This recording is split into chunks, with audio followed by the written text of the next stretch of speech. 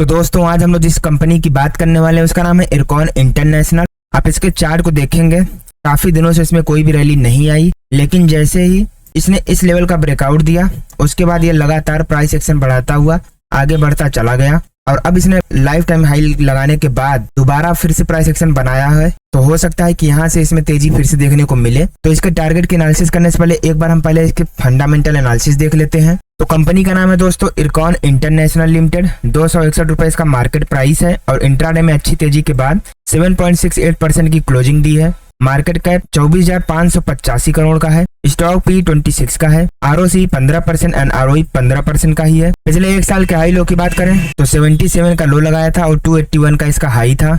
आपको दोस्तों कंपनी के बारे में बता दूं तो इरकॉन इंटरनेशनल 1976 से ही रेलवे कंस्ट्रक्शन कंपनी के रूप में काम कर रही है। साथ ही ये रेलवे के साथ साथ हाईवेज के इंफ्रास्ट्रक्चर प्रोजेक्ट में भी इन्वॉल्व है। ये दोस्तों इसका लाइफ टाइम चार्ट है। आप देखेंगे कई सालों से इसमें तेजी नहीं आई थी, लेकिन जैसे ही इसमें तेजी आनी शुरू हुई है तो अब ये 45 डिग्री की तेजी के साथ ही इसमें बहुत ही अच्छा ट्रेंड बनता नजर आ रहा है। कंपनी की प्रोज एंड कॉन्स की बात करें तो ये कंपनी बहुत ही अच्छा डिविडेंड देती है, लेकिन अगर इसके कॉन्स की बात करें तो स्टॉक 4.4 टाइम्स बुक वैल्यू पर ट्रेड कर रहा है। पिछले 3 सालों का आरओई जो है वो 12.7% हुआ है, यानी कि कम हुआ है। और प्रमोटर्स ने पिछले 3 सालों में अपनी होल्डिंग भी 8% से कम कर दी है। तो यहाँ पे आपको थोड़ा अपनी रिसर्च करनी पड़ेगी। बाकी कंपनी के पीयर ग्रुप की बात करें तो ये कंस्ट्रक्शन इंडस्ट्री में काम करती है, जिसमें आपका रेल विकास हुआ, आईआरवी इंफ्रा, इरकॉन इंटरनेशनल है ही, GR infra, PNC infra, HG infra and KNR construction जैसी और भी कंपनियां इसी सेक्टर में काम करती हैं। इसके क्वार्टरली रिजल्ट्स की बात करें तो इसका जो सेल्स ग्रोथ है वो दिसंबर 2020 में 1354 करोड़ था, दिसंबर 2021 में 1762 करोड़, दिसंबर 2022 में 2347 करोड़ और दिसंबर 2023 में 2884 करोड़ रहा। नेट प्रॉफिट की बात करें तो जहां दिसंबर 2020 में 102 करोड़ का प्रॉफिट था, दिसंबर 2021 में 136 करोड़, दिसंबर 2022 में 190 करोड़ और दिसंबर 2023 में 245 करोड़ का इसमें आपको नेट प्रॉफिट भी देखने को मिला है। और दोस्तों इसका जो अपकमिंग रिजल्ट है वो 21 मई 2024 को आने वाला है। तो अगर हम इसके लॉन्ग टर्म प्रॉफिट लॉस की बात करते हैं तो इसका जो सेल्स ग्रोथ है वो मार्च 2012 में 3,552 करोड़ था, मार्च 2016 में 2,493 करोड़, मार्च 2020 में 5,391 करोड़ और करंट में अगर बात करें तो 12,369 करोड़ का इसमें सेल्स ग्रोथ नजर आ रहा है। वहीं पर हम नेट प्रॉफिट की बात करते हैं तो जहां मार्च 2012 में 465 करोड़ का प्रॉफिट था, मार्च 2016 में 393 करोड़, मार्च 2020 में 485 करोड़ और अभी करंट में बात करें तो 939 करोड़ का बहुत ही अच्छा इसमें प्रॉफिट भी देखने को मिला है। तो देखा जाए तो लॉन्ग टर्म में भी इसमें अच्छी ग्रोथ नजर आ रही है।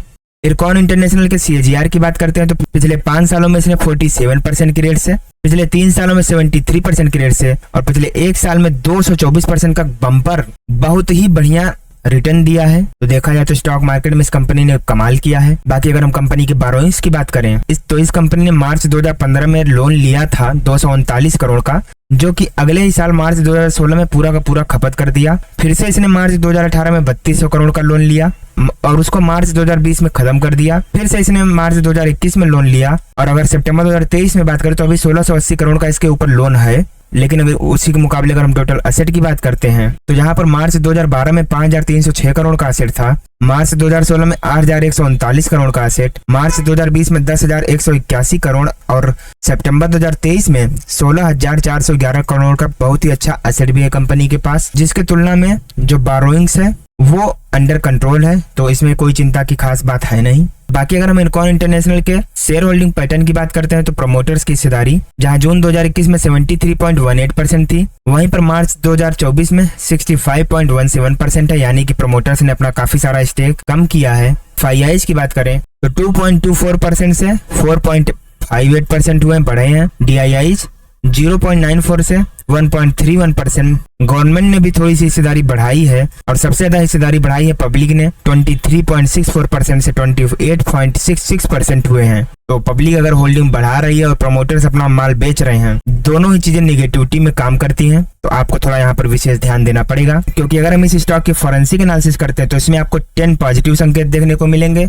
1 न्यूट्रल एंड 6 नेगेटिव, जिसमें से आपका कंपनी के ऊपर जो लायबिलिटीज है वो कोई चिंता की बात नहीं है। कंपनी के प्रमोटर्स ने कोई भी शेयर प्लेज नहीं किया है। रेवेन्यू प्रॉफिट कैश में तब्दील हो रहा है। अदर इनकम इनकी अच्छी आ रही है। डेप्रिसिएशंस का कोई भी इफेक्ट नहीं पड़ रहा है नेट प्रॉफिट में। कैपेक्स वर्सेस आरओसीई की बात करें तो पिछले 3 सालों में इंक्रीज हुआ है। आरओई पिछले 10 सालों में लगातार बढ़िया प्रदर्शन कर रहा है। वर्किंग कैपिटल अंडर कंट्रोल है। सेल्स ग्रोथ अच्छे पेस के साथ बढ़ रहा है। एंड आरओसी जो है वो कंसिस्टेंटली स्ट्रांग है। और प्रमोटर्स की जो होल्डिंग है वो न्यूट्रल है। वहीं पर शेयर प्राइस की बात करें तो पिछले 10 सालों में डिक्रीज हुआ है। कंपनी का जो डेप्ट है वो इसके लिए थोड़ा सा इशू बन सकता है। बैलेंस शीट में स्ट्रेंथ नजर नहीं आ रही और रिटेल्स की होल्डिंग जो है वो बढ़ रही है। यहाँ पर एक चिंता का विषय हो सकता है।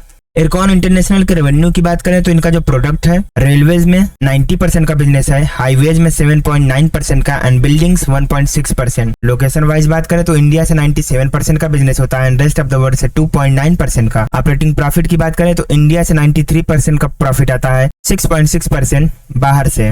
तो दोस्तों हम लोग वापस से इसके चार्ट पर आ चुके हैं। अब देखेंगे इसके लिस्टिंग के बाद इसमें कुछ खास अच्छा कमाल नहीं किया, लेकिन जैसे ही इस लेवल का ब्रेकआउट हुआ वहां से स्टॉक नॉन स्टॉपेबल हो गया है और अब ये लगातार आगे बढ़ता चला जा रहा है। फिलहाल अभी इसके सामने ये लेवल है 280 वाला। अगर ये इस लेवल को भी पार करने में सक्षम होता है और फिर यहाँ से एक प्राइस एक्शन बना के ऊपर निकलता है तो बहुत ही जल्दी इसमें 320 का पहला टारगेट देखने को मिलेगा और उसके बाद फिर ये 350 के लेवल पर भी ट्रेड करता नजर आ सकता है। बाकी दोस्तों कोई भी ट्रेड करना हो या फिर इन्वेस्टिंग करना हो तो एक बार खुद के एनालिसिस जरूर करना और वीडियो को लाइक करके कमेंट में जय श्री राम जरूर लिख देना।